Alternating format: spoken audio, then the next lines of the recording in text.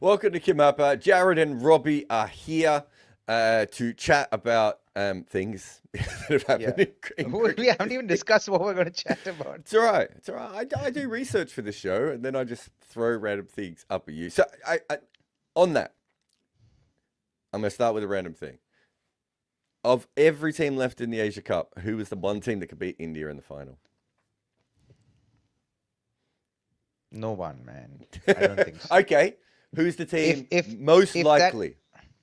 if that even is a possibility, India must have a terrible day. And to think that these youngsters are going to have a terrible day, it can happen in cricket, but it seems highly unlikely. Because just the way they're playing, and like you have to understand that a lot of these grabs, a lot of them are playing for their spot in the World Cup, right? So, and everything can change. So everyone's driven to perform. So it's like seems very unlikely that India won't walk away with the Asia Cup. Seems very unlikely to me. Every human being in the world agrees with you. Which team is most likely to beat India of the three other teams? Who are the three other teams? Who are the teams, did you say? Yeah. Who are the three other teams? Pakistan, I can afford to Bangladesh, be and arrogant Sri Lanka. about this right now. Have you there's a tournament going on. It's in Dubai, where you're based. It's called the Asia Cup. I'm not sure if you've been keeping an eye on it. Because I think you could still make... This is why I think it's an interesting question. I think you can make a claim that the best team of the non-Indian teams is Sri Lanka. Yeah, and I think so. But they've lost two straight games. So they're out. They can't make it to the final. Right? So the team that is most likely to beat India won't even probably be playing India in the final now. Yeah. How did we get there? Cricket, man, happens all the time. We should be the last one surprised about stuff like this. No, but so you look at it. So Sri Lanka win all three games in the qualifiers, right? So they beat Bangladesh and Afghanistan, and obviously Hong Kong as well. They're doing very, very well at that point, decent net run rate and everything else. And then they've got to the next part of the tournament, and they have lost both of their games so far. Like, obviously, the Bangladesh one was came down to the wire a little bit more, but the Pakistan won comfortably enough. I mean, 5 wickets down, but comfortably enough, I think. A couple of overs to spare. So this is the same conversation we had about Sri Lanka at the start. If you look on paper, you look at the Sri Lanka team and you're like, wow, they could do... That they never do anything, Robbie, right? Since the 2022 or 2023 Asia Cup. They just look good on paper, and the minute they play, it's like, a couple of games where you're like, wow, look at this team. And a couple of games where you're like, what? There's a... You when you notice this side, right? And I think this team has been a little bit more consistent than previous teams in the sense of the kind of personnel that are in the squad. However, I think there's a lack of perhaps a desire to take ownership completely, right? And say, okay, this is my team. I'm going to make sure that this works for us, and this is my role. I'm going to make sure I perform the role to the best of my ability. And I know that I have the security right now. I just need to go out there and perform really, really well, and just get my processes in place. It's unreal how few cricketers have their processes in place. Like it's unreal how few cricketers have sorted out their method to their madness. And it's actually quite sad, and you can see this across the board in besides the top three. You know what I mean? I think besides the top three, you see everyone in a way where they don't know how they're going to score runs. They don't have their processes in place. How they're going to start, how they're going to play their innings, how they're going to plan their innings, where are their strong shots, how they're going to manipulate those areas and score runs. I'd go even a step further when it comes to the Sri Lankan team, right? I would say I don't really know who the people who sort of own that team are anymore. Do you know what I mean? Like, so Dasan Shanaka had it for a couple of years, and you were like, yeah, I could see this. Kusal Mendes is in charge at the moment, and we both know he can bat. There's no issues there. Doesn't feel like he's Asalanka's in charge. Oh, sorry, Asalanka's in charge. Sorry, yeah, Kusal Mendes is the keeper, isn't he? But Kusal Mendes is not Like, I'm not just talking about as a captain here. I'm talking about as Yeah, leaders player. of the side. Yeah, leaders in the group. Yeah. Lanka again feels like he's involved, but not that much. Kusal Mendes, they've got Kusal Pereira. Nasanka's coming through. I'm not sure whose team it is. I'm not sure who it is that sort of steps up. It's like, again, on paper, you read out all those names, and I know you're a big Mishara fan as well, right? You throw in Hasaranga, who's also been a captain for them. Welalage, who's probably a future star. Chimera, who has been around long enough to be a leader. Like, the names are not the issue here, but I'm not really sure, like, who's stepping up, who's feeling like they're pushing the team forward. Everyone is playing like, it feels like everyone's playing a supporting role in the same side, if that makes sense. Yeah, feels like it. Feels like everyone's still trying to secure their spot. Maybe that's doesn't it. feel like it doesn't feel like they kind of owning their spot in the side, right? And I think you want to get, like, you have to get there. If you're not there as a group, then you need to start getting there individually. If you can get there individually, then I think you will focus on performances, and you won't worry about surviving in the team anymore. And I think a lot of them still operate from that place. But I think with Sanat, since Sanat's been there, there's been a lot more security. There's been a lot more consistency with this side, as far as who plays in the 15 or who's a part of the 15. And their play and their personnel are pretty good, yeah, Jair. As when you look at it, Yeah. Patum Nisanka opens with Kusal Mendes. Then number 3, sorry, and then you have that young left-hander Yeah. at number 3. Mishara, Then you have Pereira. Mishara. You have Kushal Pereira. Pereira, is he at 4? He's at 5. He batted at Then 4 last game, but I think he might have batted at okay. 5 as well. Yeah. Yeah. Then you have Asalanka. You have Shanaka. That's a pretty solid batting lineup. Kamindu Mendes. So for me, it's like, how is this team not performing? Well, I can go further as well. The bowling lineup, right? So in this game that they lost against Bangladesh the other night, they left out of their side Tikshana and Patharana. Right? Now, there's a reason why they left out Patharana, and Tikshana was probably... soul searching right now. Pathirana needs No, of course. But I understand that. But I'm saying he's probably playing for Bangladesh or Pakistan, even if he is in slightly lesser form, just because they don't have any other options. Whereas with Chimera and Tashara, they have other options, right? The same with Welalage, right? Like, Welalage's a very good bowler, but he probably wouldn't be pushing Tikshana. Sorry, they've got him in partly because of the batting, perhaps, that may give them a little bit more depth or whatever that may be, although I think he batted at 9 the other night. But there might be a reason for that. But Tikshana again. This side still looks good on paper without Patharana and Tikshana in, right? Like, you look at the bowling and you've got Hasaranga, Welalage, Chimera, Dashara, and then, some all-rounders to sort of put that together after that, right? Doesn't Kamindu Mendes bowl? Yeah, sort of. They've got other guys who bowl. Shanaka bowls, Mendes bowls, there's someone else I'm missing as well. Dasun Shanaka, maybe 1 or 2 overs. Asalanka bowl a little bit in T20s, maybe not much. Yeah. Not much, yeah. So they've got other options there with them as well. So you look at this side without 2 guys that you and I would have written in as stars for this side, and it still looks really good on paper.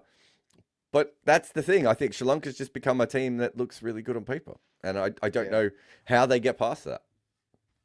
It's tough, eh? They, like I said, I think Sri Lankans need to take ownership and start, like, owning their positions and start playing with, like, I really hope a lot of this coaching staff actually sort out these existential stuff about athletes, right? Like, what is your process? Like, ask the deeper questions. Like, help them get clarity. Let them voice it. I think the minute they voice it, then you at least, even if you don't have understanding of it, the minute you start voicing it, then it starts forming at least. Then if you're going to be playing for a long time over a period of a year or 2 without your position coming into question, then you will figure a method to your madness. At least the intention needs to be there. I think it feels like to me like a group of players who maybe never had the strongest role models to begin with, right? As in, come on, they had Jayawardene, Sangakkara. No, but this group didn't have that. That's my point. This group kind of missed out on that level of professionals, right? Because but you don't need to look too far for inspiration. Like, they'll have to look at... No, not inspiration. So when you come through, you would know this more than anyone, but they talk about this a lot in baseball and basketball, right? Of keeping professionals around the team. So that even if, so let's say you're tanking in an NBA team, right? And you want to come last so you can get a good draft pick. You quite often go out and you get a former very good player and you give them a big contract so that they could show everyone else what a professional does when they come into the league. This is how they practice. This is how they prepare. These are the nights you can go out. These are the nights you can't go out, right? This is what you do before a game. This is how you understand the game. Because otherwise you have a bunch of kids coming in from, Europe or college basketball, and they're really talented, but they don't know how to do the process. This level, this West Indies, who are we talking about? Sri Lanka. This Sri Lankan side, right, doesn't really have a bunch of players who played under, really top level, professionals. So Karuna Ratner is the closest that some of these guys would have had. And, and he definitely becomes that sort of guy. But there isn't multiples of those sorts of guys. And Karuna Ratner was obviously a leader and a very good player. Maybe not the most vocal person, not the sort of person who would pull people in and be like, what's your processes and everything else. And so it is a bit of a team that, like, if you think about it, like Kusal Mendes is 30? And it's been the potential next big thing in Sri Lanka for 100 years without really ever coming through. And I think that they missed someone, and Angelo Matthews has his own issues. He could have been that kind of a person, especially in limited overs cricket, and he's been in and out of the side as well. It just feels like they're missing that, as you said, the process, the professionalism, the understanding what they're going to do in every single game. Yeah, that rinse and repeat aspect of their own games and their own plans, I don't think exist. This Mishara seems like one of those guys who has a plan. When I watched a game that they were playing, I think their first Bangladesh game in the league stage, when I watched that game, it felt like, okay, he was approaching his cricket in a certain way. There was an ebb and flow to the way he approached his batting. Outside of that, I didn't really notice anyone having like a clear process. Like even Patum Nisanka, I think he knows his strong shots, but I don't know if there is a way that he actually builds his innings, and there's his set pattern of building an innings, right? And I don't think it should be random anymore. I think cricket's gotten way too professional for it to be random anymore.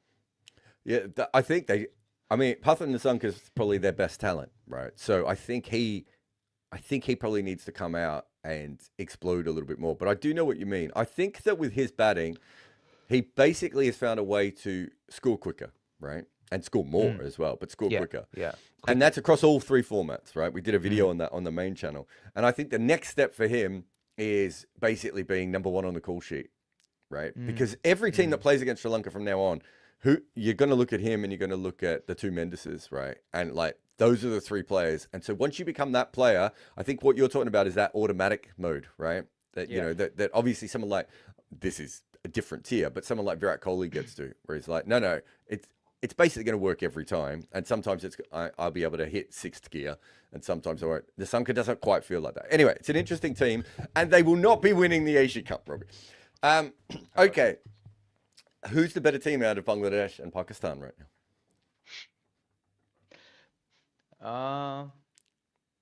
I would say on paper Pakistan, but I genuinely believe Bangladesh can edge them out, given how Pakistan have been playing. Yeah, I think I don't think there's an easy answer for that one. Yeah, I think Pakistan have been sensible in sending Fakhar Zaman at the top of the order now. And then I don't know if Saim Ayub still holds a spot there at number. He'd be 3. 11. Because of the bowling, you can't drop him. And also, he looked okay when he came in at 3 the other day. He looked much better once he was down the order. I think Hess has been listening to KimAppa. It'd be rude of me to say so. But I'm sure he's got so much spare time. He's like, I can't wait to listen to these two idiots speak for an hour and a half while I'm on the treadmill in the morning. No, I think they look a little bit better with Fakhar Zaman at the top and with Saim Ayub. It just looks more, I suppose what we were talking about before, it looks a little bit more professional, a little bit more automatic, where you're like, okay, because Saim Ayub just looks like a fish. Right. Yeah, in the first couple of overs, he was just flopping around, whereas he comes in a little bit later and he looks a little bit more comfortable. It's interesting. I don't have big feelings on whether either of these sides are better. at the moment, right? No, I think no. Bangladesh I have think they're played neck some and neck. interesting cricket, yeah, but it's not like Bangladesh weren't the best player in their other group either, right? They were good, Yeah, but Sri Lanka was the best team in that group. So yeah. I don't have like any strong feelings about whether Bangladesh are better than Pakistan or Pakistan are better than Bangladesh. I think on paper I'm with you. Pakistan still should be the better side. But and I don't like the fact that Bangladesh got rid of Imon, their attacking opener, for a more defensive opener, who's made lots of runs since. But I think if you're going to beat India, you have to beat India with fours and sixes, not with a guy Yeah. making 60 off 45 balls. Especially with the kind of form that Sharma and Gill are in. Dude, they are in some stellar form. And Yep. like the fact that the first two or three balls are going either to the boundary or over it puts a lot of pressure on the bowlers. So the bowlers will automatically be on the back foot, especially with the way Abhishek is batting right now. And Gill was matching him shot for shot, yeah. And um, that's a dangerous combination. Sanju Samson looks woefully out of form. Does he Uh, look out of form, or does he look like he doesn't understand what it's like to bat in the middle order? Out of form. And I noticed Interesting. something about the way he's picking up his bat. Sanju generally when he picks up the bat, his bat face is open. Where's my hand? So his when he picks up the bat, his Hmm. bat face generally is open. This whole innings that happened the previous game, his bat face was like this. Oh, okay. Mm. And Okay. Can I ask you about how does this work? Do you send him a message? no, No. don't interfere with anyone in the What middle of about, an would you international send a tournament. coach of his or a friend of his a message? Yeah, I would. Yeah. But again, That's how I would how do it much? too. Yeah, Like but I would I never. didn't send any of the stuff about Sam Ayub not opening the batting to Mike Heslin because I'm just Mm. like, like, I remember doing that once with Andrew McDonald years ago when he was coaching like the Renegades or something, and like he was in the middle of a stressful season, and like some random journalist is contacting him with some information, and he took it well, but I was like, I'm never gonna do that again. I'll pass it on to people around, right? Or if anyone Yeah, asks, obviously, but I feel a a bit good weird person about to just sending it to them. a good person to pass it on would be the analyst Yeah. because they'll be observing that, they'll be watching their videos and all that. And like while it's a good segue to go into that part of saying, hey, your bat is coming from here versus it used to be your face used to be a lot more open. His face was completely closed, man. I was like, wow, what has he done? His hands have changed, or is he trying to hit the ball too hard? So How would he's you, let's say you're coach and you see that the bat face has changed, do you just go up and tell him that? Or no. what's the conversation? Okay, so What I tell do me is how just it take is as a a coach. So what I would do is I would take a video and Hmm. say, okay, this is how you were batting then. This is how you're batting now. Where do you think it's like share your thoughts. That's exactly what I would do. That's funny because I thought you as a coach might be a bit more direct and just go up and say, "How you I feeling about would your see the thing batsmen?" is you have to respect the fact that mentally also they are in the middle of a Yeah, competitive tournament. So you don't want to intrude, but you just want to give them enough information where you don't say anything. Just give them information because they're intelligent enough to figure out, okay, okay, oh, my bat's coming from here versus it was coming this way, and they'll be like, okay, what am I doing wrong? And sometimes you don't need input. Sometimes you just need a mirror yeah. and say, okay, this is what's going on. This is what's going on. Now, what would you like to do about it? Because that's how you did it is exactly how I would have done it. I would have said, "Can I just show you some footage from now and show you some footage from a year ago or 2 years ago, whenever I Yeah. can find the other version, and just sort of let them do it." That I think there's a famous conversation about that an actor talks about. That's what Scorsese does. Like Mm. he doesn't say, "I want you to do this." He kind of lets the actor find their way to the answer that he's looking for. So it feels like to the actor they've worked it out rather than being told that information. And so I think, and with me as an analyst, I don't want to get in their head either. So I would probably, in my situation, have a conversation with the coach first and be like, "Do you want me to bring this up? Do you want Yeah. me to go? Do you want to go? Is this Yeah. something you've worked with before?" But it's a fascinating one because it's it's really hard. I had Callum McLeod who played for Scotland, and what does he still play for Scotland? I'm not sure. Mm. Shout out to Callum if you're definitely not listening. But I remember having a chat with him once, and he was saying that like we take all these different coaches with us on tours, and we take physios, but we don't take like sports psychologists or like mental health people on tour as much, especially for shorter tours, right? And he's like, if I've got a quad injury, an injury to my quad or my hamstring or something, chances are I'm out of the tournament anyway, if it's like a 2-week tournament. Yeah. Actually, what I need is probably just to make sure that I'm ready for the next game mentally. And it's a completely different thing. So when you have something like a technical flaw, or or as a coach or an analyst, you could see something. It's like, do you want to get involved with them right now, because we might lose a player, into the sort of technical wormhole, right? You would, but that's the thing, right? So for me, that's why my approach would be show them the videos and then let them ask the questions or let them make statements. Then that gives you an understanding of where they are mentally and where they are emotionally, right? And to give yourself the best chance to perform, you wanna be in the best possible emotional and mental state that you can be in that situation. So I think it's important for them to understand, show them the videos, or show them what you've got and what your observations are, and don't say a thing, and let them. And then if they say, oh, what are you trying to show me? Like, okay, observe the bat, or observe your hands. Where do you think they are? Observe your head. Where do you think it's on one video versus the other? um, and what do you see as far as execution is concerned? Asking the right questions is integral, right, at that point in time. Because if you're going to make statements, then you're probably disempowering them in the long term. Yeah. You Teach a you man to fish, Robbie. Don't give him a fish. It's funny too, because Samson has become the person we've talked about the most, and this really reminds me. And the last couple of years, it's been more and more noticeable how much Indian cricket has become. Doesn't matter how much the team wins or how much success they have, you end up talking about the 11th best player over and over again, or the player on the fringe, or the player who's about to move on, or whatever. And as someone who grew up in Australian cricket, that was literally the only conversation we could ever have, right? Like, what else would it be?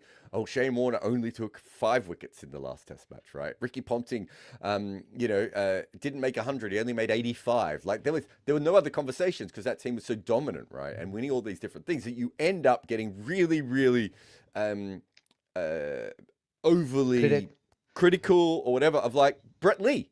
Brett Lee was a player through the vast majority of his career. Most Australian fans were going, oh, he's not Gillespie or McGrath, is he? And it's like, well, no, he's not Gillespie or McGrath. He's still pretty good, not supposed though, right? to be. Yeah, he's not supposed to be Gillespie or McGrath. Exactly. And so, and it's the same with, like a lot of those young batters when they came in, a lot of those guys did better later in their career, right? Like Simon Kaddish. Simon Kaddish was that guy, like in 2 different stints, I think, for Australia, whereas, he's never going to make it. And I get sucked into that. And it's funny watching Indian fans do the exact same thing in this generation, where it's just like, we did a live the other night, and there was like 20 questions about Sanju Samson.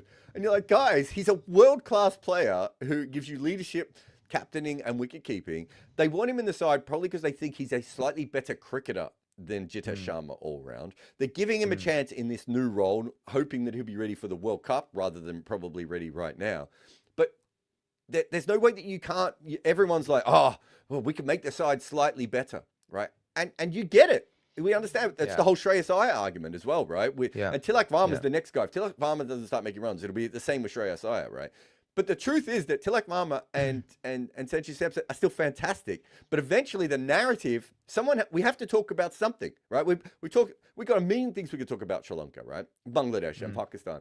There's nothing left with India other than they could be 0.1% better, maybe, if Jitesh Sharma came in and Sanju wasn't there. He'll be nipping at Sanju's heels right now, because Jitesh is effective, and he's also someone who can win you matches in the death. He's really effective, and I think could be really effective. And he's a superb keeper, man. Superb keeper, and Sanju's been keeping well nonetheless. But I'm just saying, as far as batting is concerned, if his form continues to be the way it is, then I don't see Jitesh being too far away from that playing 11. Unfortunately, you have to give Sanju the whole Asia Cup, don't you? I think they will. Because you tell me if I'm wrong. My plan, if I'm doing this, is okay. I've made the decision to go with Sanju Samson because we do think that, all things considered, he might not be as good a fit at the moment, but he's probably a better cricketer than Jitesh, right? Like he's just Talent-wise, yeah. Yeah, I right, think which is fair. talent-wise, We're not. I would have Jitesh in this side because I think he fits in this side better. But if you're looking for talent and you want to go, you know that you're going to have to go up against 95 miles an hour of Jarrod or someone in a important game in a knockout of a World Cup. Maybe yeah. you want the better player rather than the other player. Like I understand that, but once you've made the decision on Sanju Samson, you know he hasn't played much in the middle order, and he hasn't had much of a go here because the top order is so strong as well. I think you have to go through the entire Asia Cup with him, even if he continues to fail. But that's probably in the next little while before that World Cup. That's when they need to make sure they're picking the right guy. I think. Yeah. So I think when I look at this from a long-term perspective, say till the World Cup, I'm like, who are my two wicket keepers? The one that replaces the other.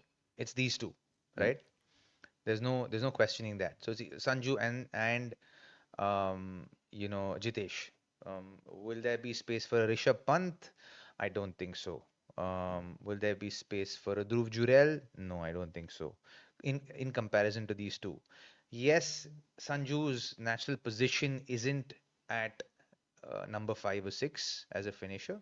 However, with someone like Sanju, why the selectors could lean towards him is also the fact that if he can figure this piece out number 5 or 6, and if India ever wants an opener, God Yeah. forbid something happens, then he can fill that spot as well. That gives you the luxury of adding an extra bowler or an extra all-rounder into your squad, which makes a team, because you can only take 15 to the World Cup, so it makes it um, it gives you that extra cushion. One. Two, how long would I play Sanju? I would say how many games do I have till the tournament comes around, Yeah.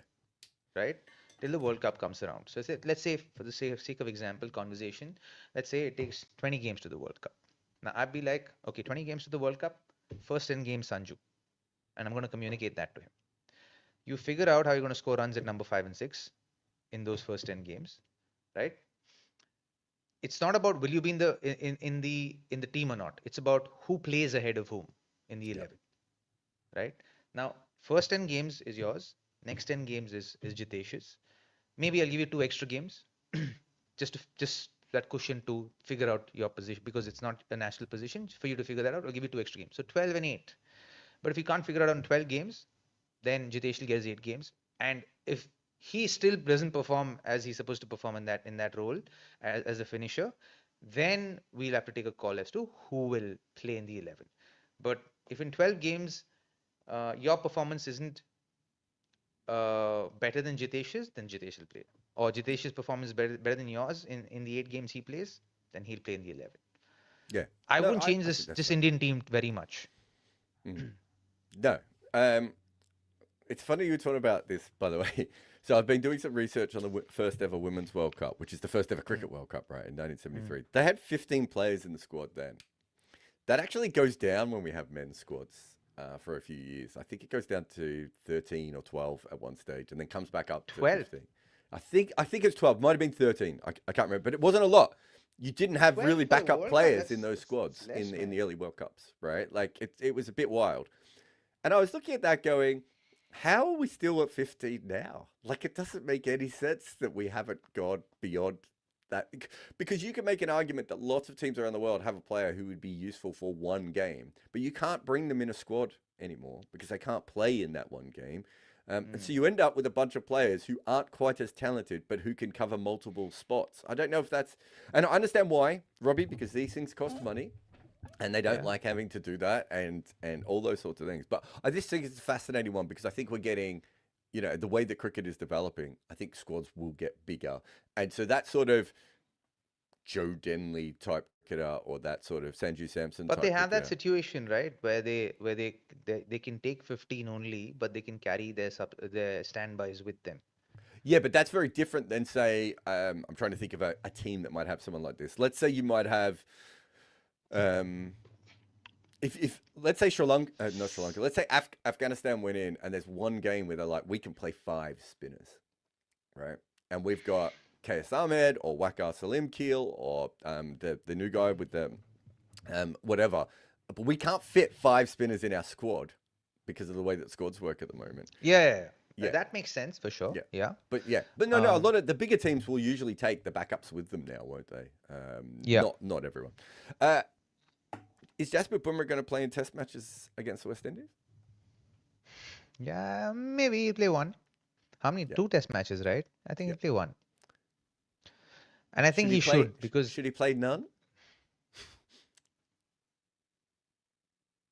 well, he can play none. It won't affect his career in any way. But I just think that he should be playing as regularly as possible right now, because I think if he doesn't, then the detraining that happens with fast bowlers could happen to him, and then retraining your body again for volume of work will again mean investment of time.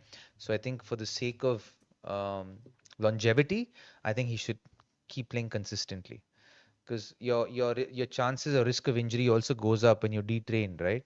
Yeah. And then you have to, so you want to find that happy balance. And I think they're aligned in that sense. I think they're like, when you, by the looks of the Indian team, I think the decision making with personnel playing, not playing, has been pretty spot on so far. Yeah. I think it's interesting. I think he'll probably play one. Tendo was at the press conference the other day talking about it, and it sort of suggested that they were looking at one. One makes sense. I get your point about if he doesn't play in either of those games and then comes back against South Africa, is there an issue from that point of view? But I don't really want him to play one against the West Indies and not be able to play both against South Africa. So that would be the conversation. Well. Because that's a ways off, right? That's in November, if I'm not wrong. Yeah, we're not. Well, the India games are in October. Like they're Rather, all by Indian standards, that's a lot of time. Do you know how much cricket is going to happen before that? There are 5 one-days in, 5 T20s or 3 T20s in Australia before that. Yeah, it is ridiculous. And there's okay, does he play in those? Of stuff. He'll play those for sure. Not all 5. Not all 5 one-days, but he'll play 3 out of the 5 perhaps, because Arshdeep's also there. Shami, I don't know if Shami will be looked at again. Siraj they could look at Siraj again.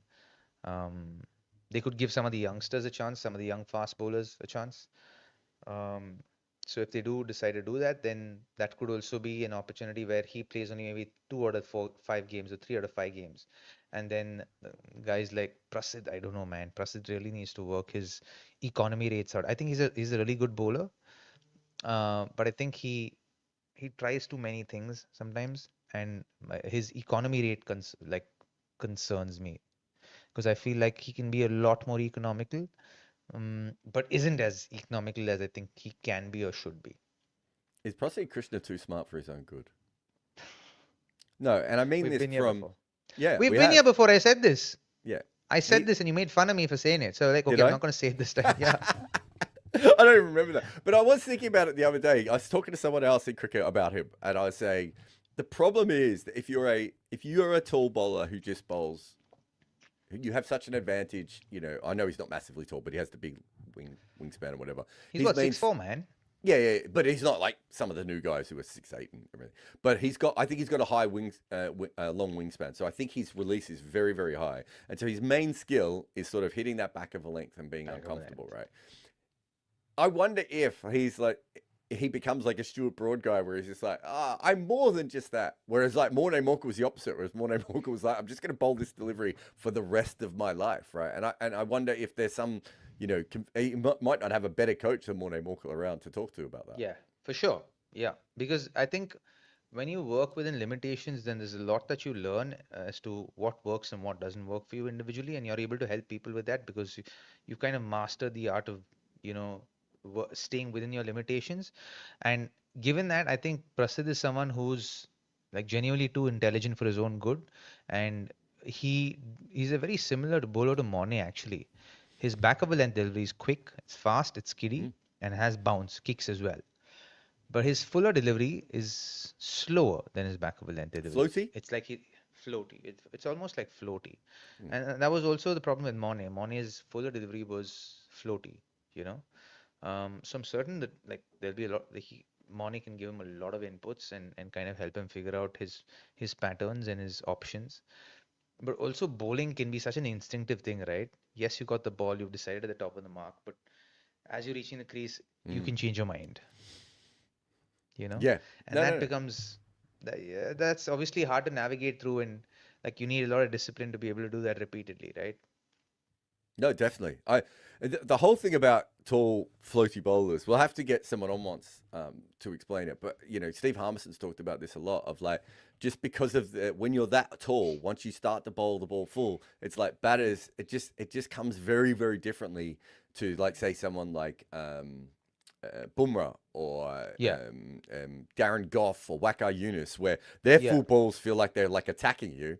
And then you get a full ball from someone like Morne Morkel, who you would think would be an issue, and it's not. Yeah. And you see that issue with a lot of tall fast bowlers. Jason Holder, for that matter, when he pitches the ball full. When he bowls full, it looks like he's got a shuttlecock in his hand. You're just watching it just come down to you. It's so slow. That's what I think. Kyle Jamieson's really interesting because Kyle Jamieson is taller than some of these guys, and his full ball doesn't have the same issue that you see from some of the others. So there must be different ways. It must have to do with the amount of backspin you get on the ball, and the way it comes out of your hand and all this sort of stuff. Maybe the ability to swing it, because, Joel Garner and Curtly Ambrose and Glenn McGrath all bowled full at not very often. Who was that England fast bowler? Yeah, of course. Like Curtly Ambrose was really tall, was able to hit back of a length and that full delivery at pace, right? So, who was that England fast bowler who also had the similar issue? Was it Tremlett? Onions?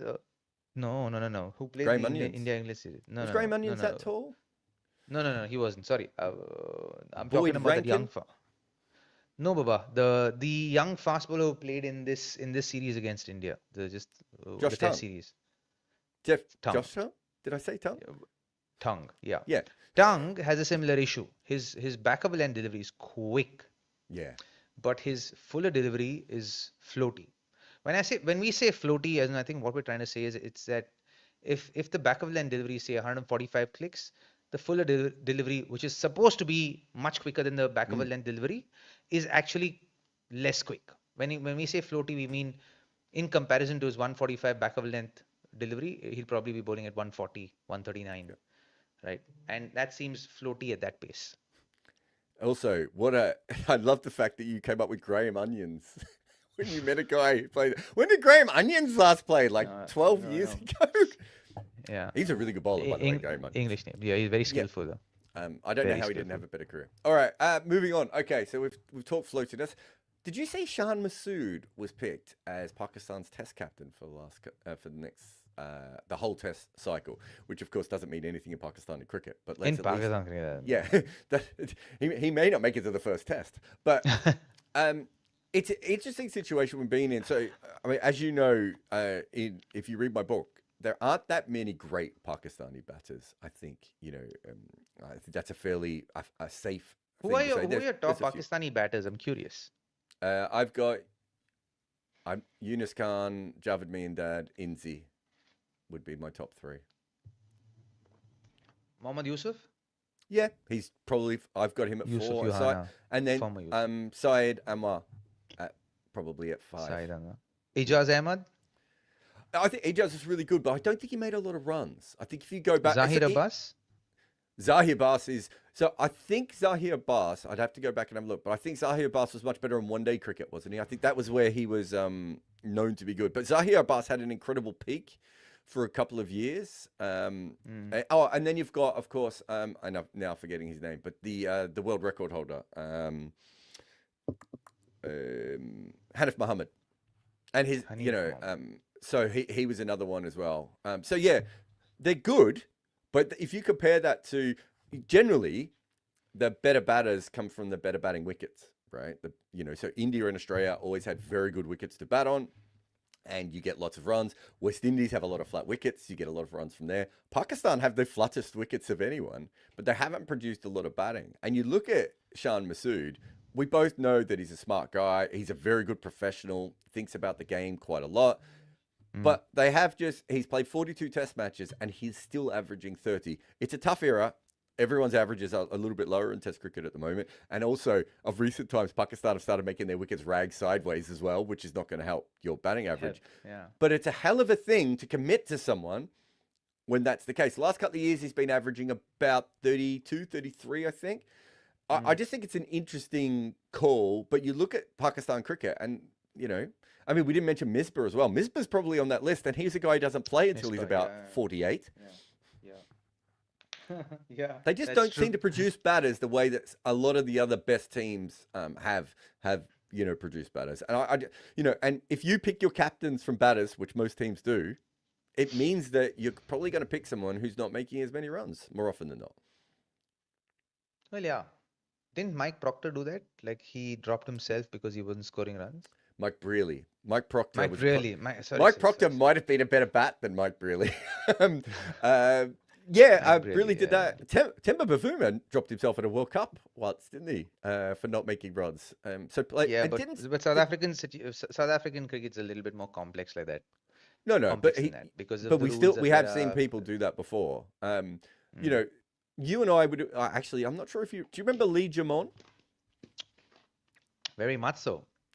So for young people who don't remember Lee Jamon, so this was a player who came from nowhere. He wasn't in the New Zealand cricket team at all, and was suddenly made a captain. He was a wicketkeeper, a pretty good first class player from memory. I remember there was I think he scored the most runs ever in an over. But that over went for 80 runs and had to be taken from the record books because the bowler was intentionally bowling for runs. But Lee Jamon certainly made some runs, at times in first-class cricket, but was brought in as a specialist captain for New Zealand, and it didn't quite work. So New Zealand's another team that occasionally have had to pick guys who are more fringe level batters to captain the side. And you get yourself, like, the Australian model is not perfect of just going, whoever the best batter is probably going to be the captain, right? That's not a perfect system to use, but you do understand why you do that, because it means you're not, and the IPL is the best example of this. When you have an overseas player as captain, who you might need to replace. And if he loses any form during the year, hello, Owen Morgan, if you're listening, you suddenly get yourself into all sorts of problems because you're not just looking at dropping a player now, you're looking at dropping a captain and a star and everything else. And, Australia had that with Mark Taylor, right? Australia could have picked Steve Waugh as captain. They picked Mark Taylor. Mark Taylor was making all the runs in the world and then just stops making runs while they have Michael Slater, Matthew Hayden, Matthew Elliott, Greg Blewett, Justin Langer outside the team, right? All sitting there while Mark Taylor can't make a run. But you can't drop your captain because he's your captain. So this Shan Masood thing is probably we're going to have a similar issue, right? Because there is going to be a time, based on everything we know about him as a test player, where it's going to be tough for him to make enough runs to be safe within the side. Yeah, agreed. I don't know too much about Shan Masood for me to say that, but like we said earlier about Pakistan cricket, as in them making people captains for lengthy periods of time is not something that can be counted on. But who was the captain before Shan? Oh, before Shan, he's been captain for a little while now, hasn't he? Yeah, he's a decent player. I think he's quite good, well spoken, articulate. He's a very reads the game fairly well. He's weirdly the kind of captain that they would have used back in the olden days, like a very educated captain and everything else. Oh, Bubba was the one, of course, beforehand. Baba. We can't make him captain at the moment, right? Has Baba come up in your conversation of the best test cricketers in the world? So I was it was funny the other day, I was at the Norfolk Cricket Society, and they were asking me about the book and everything. And they were like, who was the player that moved the most while writing the book? And I said, well, the two that moved the most are not in the book, really, which is Marnus Labuschagne and Babar Azam. Because when I started the book, they were both in the long list of making the list of 50. I don't think either of them would have, but they were in conversation. And by the time I wrote the opening paragraph, Robbie, neither of them were even on my long list anymore. Like, they both completely dropped off. So yeah, things have massively changed. So you can't go back to him. Do you remember that one stage in one day cricket? I think it was one day or white ball cricket. They gave Shaheen Afridi the captaincy, and I think he didn't actually captain before they'd taken it back off him again. Wild run. Talking about wild runs, USA cricket. Have you been following this at all? Now I'm so confused about USA cricket. That who is ace? Who is USA cricket? What the fuck's going on? Okay, so ace is the Major League Cricket, right? And so Major League Cricket, in order to get the contract that they needed, had to do a partnership with USA Cricket at that time. Because obviously you can't run a league in a country without having some sort of relationship, right, with the board, the board. So they set up a thing, and I know a lot about this because early on with Ace, I was sort of around that system as well. So Ace got me a meeting at one stage with the USA, I think it was the general manager of the USA cricket team, men's cricket team, about coming in, and they would basically help supplement the payment. But my job was going to be to professionalize the back end of the analysis of selection and all those sorts of things, right? And that was part of the job that they did when they came into American cricket. It was like, because if you think about it from Major League Cricket's perspective, it doesn't help them if American cricketers don't get better. Yeah. Like, you know, you can't keep bringing in Unmuk Chuns and Corey Anderson and all the South African guys. You just can't keep doing that. And we've even seen recently, you know, Dane Peets went back to South Africa, right? So some players have even left. So you can't be in that sort of situation. So the whole idea was, let's make a T20 league that is profitable. We'll get all these billionaires and, you know, Ross Perot and Google people and Microsoft people involved. But also, let's make sure that the grassroots cricket in America keeps getting better. Because everyone tells me the same thing within American cricket. That under 18, under 21, they don't have an issue with the cricketers, but they don't develop. And a lot of that is because those kids go off to college and they don't play cricket at college and they play another sport. They don't spend as much time on cricket. So there's many different reasons. So the whole idea was, we'll have Major League Cricket, it will make money, and then on the side of that, we will funnel that money back into USA Cricket. But this is the third time that a USA Cricket board has been suspended during my career in 15 years. The other cricket board was eventually flicked out forever. So this is the second cricket board of USA. So imagine the BCCI suddenly get fired and you bring in a new, you know, Indian cricket board. That is what has happened before in America. And so the politics of American cricket makes Pakistan look friendly. It is so badly run, man. I cannot tell you how pathetically run it is. And it has been throughout my career. Every time I've ever looked into it, I'm like, my favorite story ever, Robbie, was when they had a meeting once, like an annual general meeting to change the board. And they hired former police officers to stop people to come in and vote who were going to vote against the people that they wanted them to vote. And you're just like, well, that's like, the level of that is just bizarre. And so what has happened is, I don't think Major League Cricket is making as much money as everyone hoped it was going to make. I think it's doing okay, right? But it's not making the kind of money that everyone was hoping it was. So there isn't as much money flowing into USA Cricket. But on the back end of that, the ICC, so when the ICC, and this is all stuff I've got off the record, but I'm pretty comfortable in reporting this. When the ICC got to America for the World Cup, they didn't realize how bad USA Cricket was as an organizational structure. And I think they realized that they shouldn't have been hosting a World Cup in America, right? I heard some horror stories about that venue there that they had in New York. The venue, the hotels, wasn't it the Sri Lanka team who was staying like miles away? The tickets, they didn't sell anywhere near the amount of tickets that they should have sold for those games because of freebies and friends rates and all sorts of things. This is what happens when non-professional administrators who haven't played the sport run sport. This is what happened. So it's a really interesting situation in American cricket that a lot of people who get involved in it because they have a family member or they have a local ground or they have a friend who runs a league or whatever. And it just, instead of getting in it because you want to make American cricket better, you're probably coming in because you think your region has been overlooked or whatever. And so everyone mistrusts everyone else. And as you said, that lack of professionalism. That mistrust also roots from the place that people are there just to make money. They're not really there to why are you smiling? Because someone's got to say it, right? Well, some of those leagues that they've ratified, right? So they said recently, we're going to split with Major League Cricket. Look at those other leagues that they're running. They are dreadful cricket leagues that no professional cricketers should be invited to. Yeah.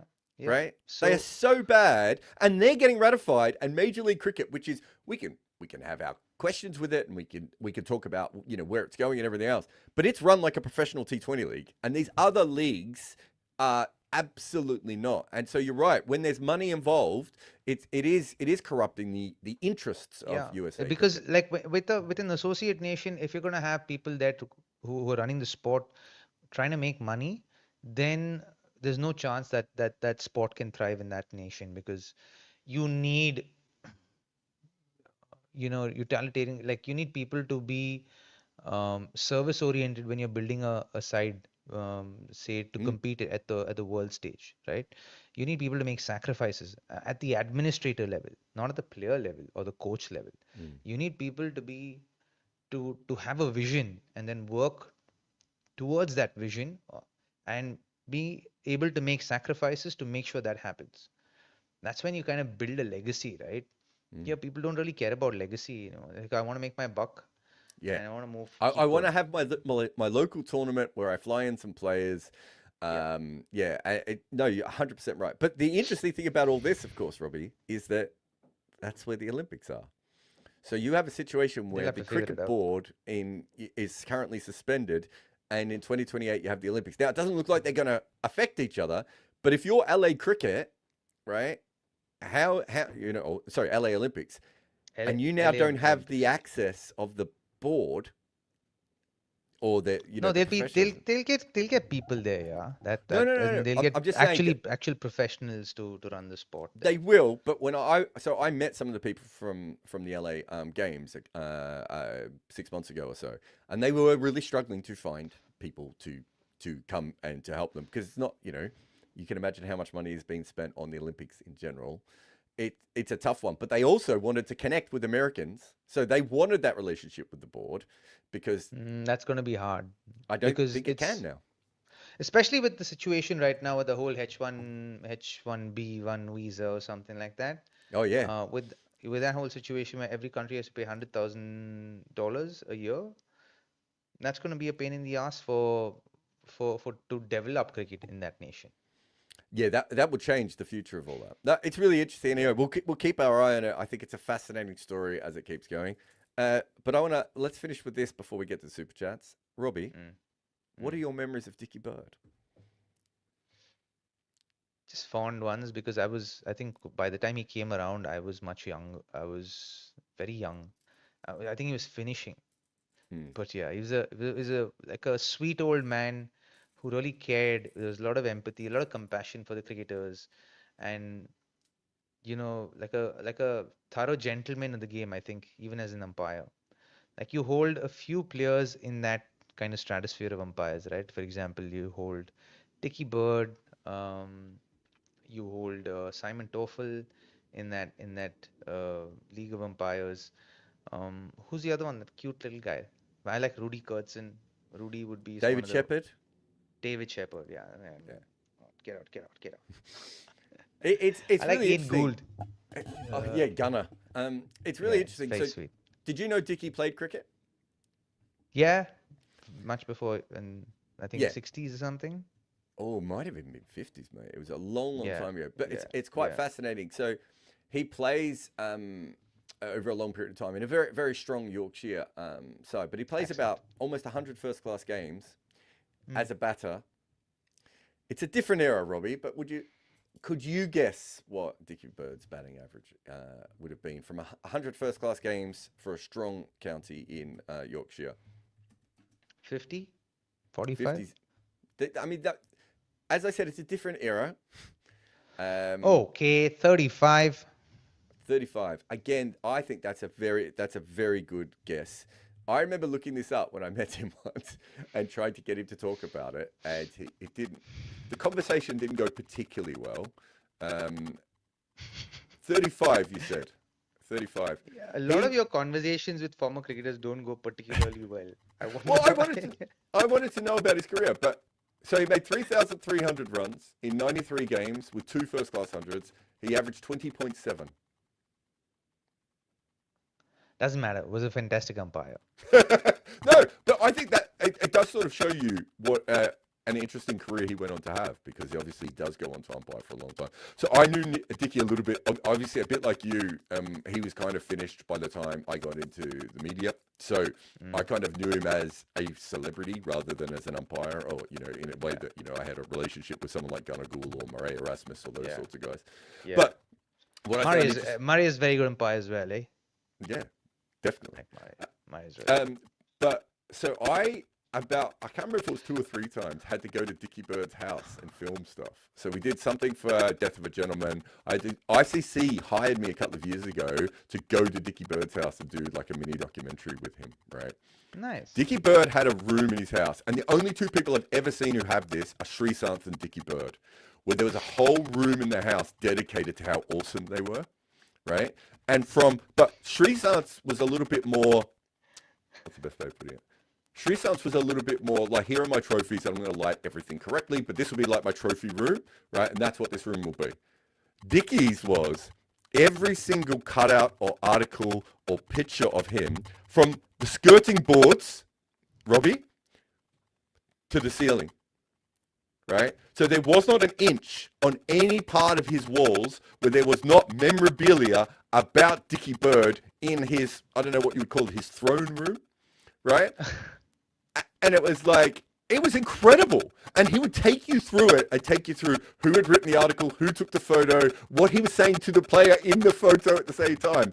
But to get back to what you were saying before, he was so full on about about cricket, and every conversation would come back to, like, if you mentioned a player, it'd be like, oh, really good wrist position, you know, had a great follow through, oh, you should have seen his front elbow. Like, he was really like that, but he was like that about every part of cricket.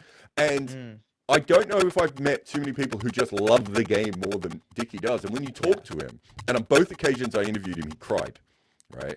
And he cries because he's like, I gave my entire life to this sport. Like, I don't have anything else. I just have this sport, and that's all I ended up with. And I gave everything I had to it. And we don't have that many people that would probably feel the way that Dickie Bird did. But it's an incredible life that he lived. But I just want to show you this statue here, the Dickie Bird statue. So this is in Barnsley, in Yorkshire. And this statue, you can see, Robbie, that he puts his finger up in the statue, right? So drunken people late at night come and they put condoms on the statue, they fillet the statue, and they had to put the statue up about 2 or 3 meters higher because so many drunk people in Barnsley would like be molesting Dickie Bird at late at night. And I talked to him about it, and he was so upset. But he was like, he wasn't upset that they were putting like condoms on it or anything, right? He was upset because he was worried that someone was going to fall off and hurt themselves off the Dickie Bird statue. Yeah, typical Dickie, eh? Yeah. All right. Let's get to some super chats, and then we can finish up. All right. Oh, we might need the Pratik question, Raksha. I can't see that one if you're there. Anurag says, Bangladesh have 2 games without any break, and it's really hot in Dubai. Should they just play a second-string team versus India to rest their main players for Pakistan? Oh, I like this.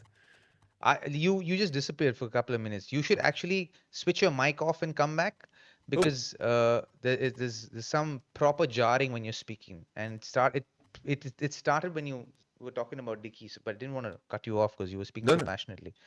Just turn your mic off. I'll come back. You answer this question and I'll come back. Yeah. Bangladesh have 2 games without any break, and it's really hot in Dubai. Should they just play a second-string team versus India to rest the main players for Pak game when they actually have a chance of winning? It's a great question, Anurag. Sure, they can actually do that. But it's getting better now. It's not as warm as it was. Once we went past the equinox, I think it's been heaps better. So it is definitely a great option for Bangladesh to actually play their second string side versus India, and then against Pakistan they can certainly look at playing their full side, but I don't think they're going to do that. They won't. They certainly won't. Let's jump to the next question. Rakshit, if we can have the next question, please. Bluey saying, how would you rank the best T20 international teams at the moment? Do India have issues scoring quickly of hard lengths and his door closed for punt. Given that the World Cup is literally around the corner right now, I don't think Rishabh will find a spot in the T20 World Cup, because with Jitesh and Sanju, like we spoke today, I think they'll be the ones who'll come in as options as wicketkeeper bat. Um, India, what I would say, is in the top two uh, in the world as far as T20 cricket is concerned. Top two, top three. Mm, I think it's between India, England, and Australia. But I would say top two. Thanks, Bluey. Is Fizz back to his best? I feel his zip is back. Um, Fizz, it's actually quite hard to say with Fizz, because I think with Fizz, I feel like he's someone who's so docile as a fast bowler. You really can't tell if he's actually bowling well or bowling badly. But I feel like he's bowling with a lot more control, with a lot more, um, I would say, conviction, you know. And you certainly see like his zip is back for sure. Back at his best, effective. No, he's a known commodity right now. But if he can maintain 90% of his when he was 90% of his performance when he was at his best, I you can certainly consider that his zip is back and he's back at his best.